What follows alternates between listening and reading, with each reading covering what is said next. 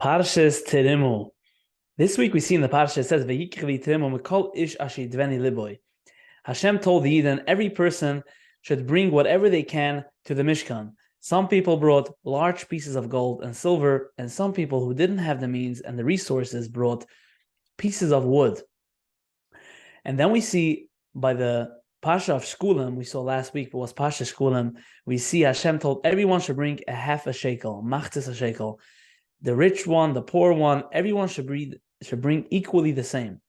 And then we see further by the karbunas, Hashem embraces the fact that there's a rich person and a poor person. A rich person brings a big cow or a goat, and a poor person brings a little bird, and he makes the same carbon.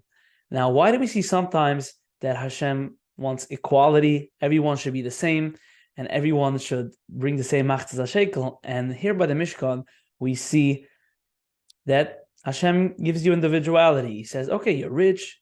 We recognize that you're rich. If you're poor, okay, you're poor. Bring a small one. So this might be a great lesson for us. When it comes to machzis shekel, it is counting the identity of the people. It is if you count or not. When it comes to the real core identity, you're counted as part of Klal Yisrael, then we strip away the whole money thing, if you're rich or poor. So then everyone brings the same thing. But then on the other hand, the Hashem embraces the fact that it is part of the fabric of the world, that there should always be people that are rich, and always there should be people that are poor.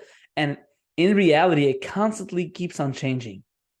Now, when we talk to a person in shul, we talk to them, we ask them, how's your life, what's going on? And then someone whispers in your ear and tells you, that person is worth $5 billion in his real estate portfolio.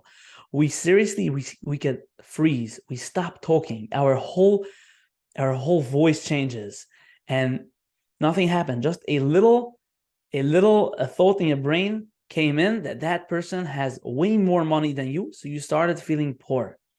And there's many people around you that have less money than you, and they feel small around you because they feel like they identify with their money. And okay, I have just this amount on my bank account, and that person has 8 times the amount. So I'm not going to go over to them. I'm scared to talk to them.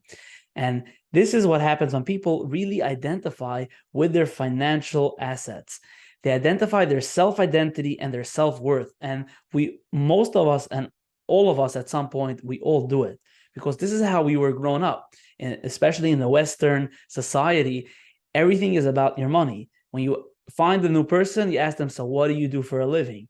What do you want to know? You want to assess the people around you, how higher they are against you in the terms of financial identity. And the way Hashem looks at it is something way different. When it comes to machzis shekel, when it comes to see yourself as a yid, when it comes to liking yourself and believing in yourself, you have to view everyone as the same neshama, the same human being, the same person that was born, the same person that will die. And money and financial status does not take a difference in your value of your identity. But in terms of when you have money, Hashem is telling you that this is normal. If you get money, okay, now you should bring a bigger karbunas. Then your role changes. You have different tasks. When it comes to building the Mishkan, your task is to bring a piece of gold. The poor person's task is to bring a piece of wood. But who is worth more? No one is worth more. It's just they have different tasks. And same thing by the karbunas. As you see, the same kapuda happens when the poor person brings a bird or when the rich person brings a cow. The same exact thing happens. Hashem doesn't care. Hashem doesn't care if the person walks with a cow or the person walks in with a bird. It's Hashem. Come on. Just he wants to let you know that, train you, that if you currently have enough, you have a certain amount, you should be giving more because that's your task at the current moment. And then we're going to talk now about losing it. So when some people lose their money, they start feeling completely out of identity. They were rich for 5 years and now they're poor and they don't know how to handle life. Hashem has set up the world that way that he could turn on the knob and turn it off. You could turn on the knob for a poor person to become rich and turn off the knob for a rich person to become poor. And this is reality. Just like death and birth is reality. If you don't like it, we resist reality.